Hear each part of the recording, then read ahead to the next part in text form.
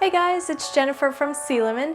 I wanted to make a quick bookbinding tip video based on something I've seen a lot in the comments, and that is about Coptic stitch binding. The comments are along the lines of, why does my Coptic stitch book wiggle, or is that normal, or why is it so loose? Is there something I can do to make it tighter? First off, just know that that is very normal. It's just the nature of the binding to kind of wiggle around, and that's actually what makes the book lay completely flat, which is a bonus about Coptic stitch binding. If the binding is just too loose for your liking, one way you can make it a little less wiggly is to make the binding holes on the far edges of the spine. This is an example of an old book of mine.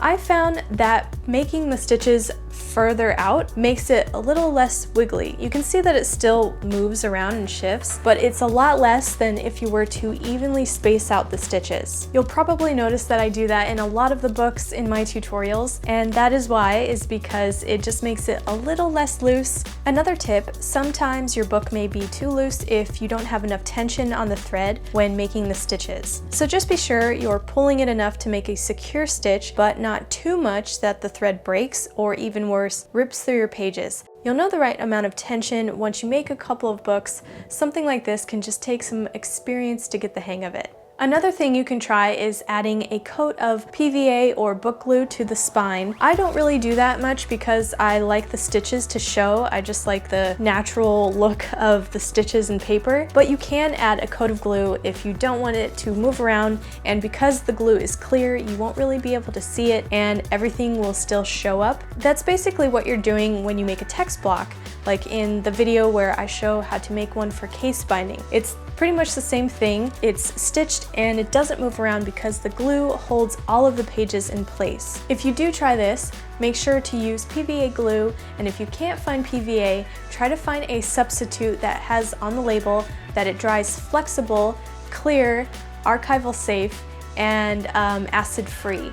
Odds are if it's a book glue, then it is already acid free and archival safe. That just means that it's not going to yellow your paper and it's going to preserve your pages. But the biggest thing is that it does dry flexible, because you want your book to still open and lay flat. And a lot of glues that don't include that on the label are going to be so stiff, and sure, the book will no longer wiggle, but then when you go to open your pages, it's really going to open very stiff, and your book will just not be as easy to open, and it definitely won't lay flat. I hope you found this video helpful for those of you who are Coptic stitch binding, and I know a lot of you are because I see your pictures and I think it's awesome. So keep bookbinding, and like I said in my recent video, more bookbinding videos will be coming soon, so look out for those tutorials. And hit that like button. Make sure you're subscribed if you are not already. Be sure to follow me on my social links down below for updates and sneak peeks to upcoming tutorials. And if you want more bookbinding tips, you can check out one of these right here. All of the links will be in the description below. I will see you guys next time.